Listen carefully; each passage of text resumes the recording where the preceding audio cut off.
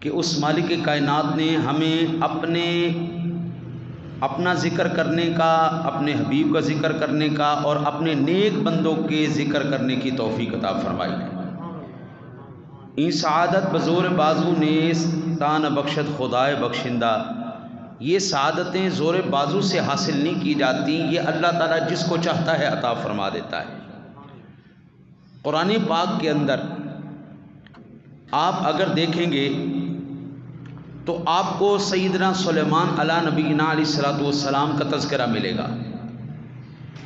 قرآن پاک میں آپ دیکھیں گے آپ کو ابراہیم علیہ السلام کا ذکر ملے گا، آپ کو اسماعیل علیہ السلام کا ذکر ملے گا، آپ کو ادریس علیہ السلام کا ذکر ملے گا، آپ کو یونس علیہ السلام کا ذکر ملے گا، آپ کو الیاس علیہ السلام کا ذکر ملے گا، آپ کو الیسع کا ذکر ملے گا، آپ کو سرور دو جہاں صلی اللہ علیہ وآلہ وسلم کا ذکر ملے گا۔ یہ عظیم ہستیاں، یہ وہ نیک ہستیاں ہیں جن کا ذکر قرآن کر رہا ہے۔ اب میں اگر اس کا پہلو ایک اور آپ کے سامنے رکھوں کہ یہ تو انبیاء کرام علیہم السلام تھے، آج کی تقریب سعید ایک اللہ والے کی نسبت سے ہم نے منسوب کی ہوئی ہے، جس کو بڑی 11ویں شریف ہم کہہ رہے ہیں، حضور غوث اعظم کا ذکر کر رہے ہیں، تو کیا انبیاء کے علاوہ عام امتیوں کا ذکر بھی موجود ہے قرآن میں؟ دیکھیں نا جی، اللہ کے ولی تھے نا جی، غوث پاک نیک بندے تھے۔ تو قرآن پاک کا آپ مطالعہ کریں گے آپ کو پتہ چلے گا اللہ تعالیٰ نے اصحاب کہف کا اس میں ذکر کیا ہے، اللہ تعالیٰ نے خضر علیہ السلام کا اس میں ذکر کیا ہے، اللہ تعالیٰ نے آصف بن برخیہ کا اس میں ذکر کیا ہے، اللہ تعالیٰ نے بنی اسرائیل کے نیک لوگوں کا ذکر کیا ہے۔ تو یہ اولیاء اللہ کہلاتے ہیں، وہ جو نیک لوگ تھے انبیاء کی امتوں میں، ان کے امتیوں میں حضرت عیسیٰ علیہ السلام کے حواریوں کا ذکر آپ کو ملے گا، موسیٰ علیہ السلام کے ماننے والوں کا ذکر ملے گا۔ تو آج جو ایک ہمارے سامنے نقشہ رکھ دیا نا جی کہ 11ویں کرنا شرک ہے، بدعت ہے، میں کہتا ہوں آپ صرف قرآن پاک پڑھ لیں، آپ کے سارے خدشات دور ہو جائیں گے۔ قرآن پاک سے زیادہ مضبوط ہمارے پاس اصحاب کہف تو اصحاب کہف رہے، یہ میں قرآن سے ہی بات کر رہا ہوں، میں ابھی حدیث پاک کی طرف نہیں گیا۔ آپ اصحاب کہف تو اولیاء اللہ ہیں، اللہ کو وہ کتا بھی پسند آ گیا جو اولیاء اللہ کے ساتھ نسبت کر رہا ہے، وہ کتا بھی پسند آ گیا جی۔ وَقَلْبُهُمْ بَاسِطٌ ذِرَاعَيْهِ بِالْوَسِيدِ، قرآن پاک میں اس کتے کا بھی ذکر آ گیا جی۔ اللہ کے نبی سے ہدہد نے نسبت کی، اللہ نے اس ہدہد کا ذکر بھی قرآن میں کر دیا ہے۔ اللہ کے نبی سے نسبت مچھلی کی ہو گئی، اللہ نے اس کا ذکر بھی قرآن میں کر دیا ہے۔ اللہ کے نبی سے عصا، سوٹے کو، ڈنڈے کو، یہ جو ڈنڈا پڑا ہوا ہے نبی کا ڈنڈا، تو سبحان اللہ وہ تو عصا کیا ہی بات تھی نا جی۔ اگر اس سوٹے کو، اس عصا کو نبی سے نسبت ہو جائے، اللہ اس سوٹے کا بھی قرآن میں ذکر کر رہا ہے۔ یہ ساری باتیں قرآن پاک سے ہیں۔ حضور مجھے یہ بتائیے قرآن پاک کیا اس دور کے لیے آیا تھا یا قیامت تک کے لیے ہے؟ اور اگر یہ قیامت تک کے لیے ہے تو پھر اس کے اندر موجود تعلیمات بھی تمام امتوں کے لیے قیامت تک کے لیے ہیں۔ یہ فیضان صرف وہیں تک محدود نہیں ہے۔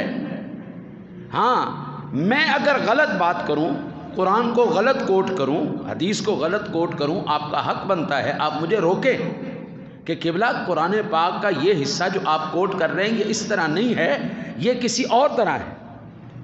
یہ حدیث پاک جو آپ سنا رہے ہیں یہ اس طرح نہیں، یہ کسی اور طرح ہے، اور اس کے ثبوت میں آپ مجھے قرآن دکھائیں، میں ماننے کے لیے تیار ہوں۔ اور اگر میں صحیح بیان کر رہا ہوں، ہے بھی قرآن پاک کے اندر، تو پھر میرے بابو نہ ماننا سوائے ہر درمی کے اور کیا ہو سکتا ہے؟ پھر تو اس کا میں نہ مانوں کوئی اور دلیل پیش کرو، اس کا جواب کائنات میں کسی کے پاس نہیں۔ میں نہ مانوں کوئی اور دلیل پیش کرو، اس کا جواب پوری دنیا میں کسی عالم کے پاس نہیں۔ اللہ تعالیٰ نے اشارے دے دیے ہیں، یہ بھی جائز ہے، یہ بھی جائز ہے، ذکر کیا کرو نیک بندوں کا، اللہ والوں کا، ولیوں کا ذکر کرو، ان کی یاد کو تازہ کرو۔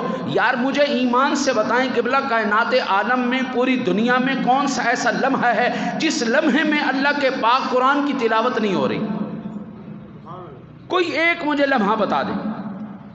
پاکستان کے اندر ہی آپ اگر تلاش کرنے نکلیں گے تو شہر ملتان کو دیکھیں، آپ سائیوال کو دیکھیں، آپ راولپنڈی کو دیکھیں، آپ کوئٹہ کو دیکھیں، آپ جہلم کو دیکھیں، آپ شیخو پورے کو دیکھیں، آپ اکاڑے کو دیکھیں، وہاں پر ہزاروں قرآن پڑھنے والے ہر وقت قرآن پاک کی تلاوت کر رہے ہیں۔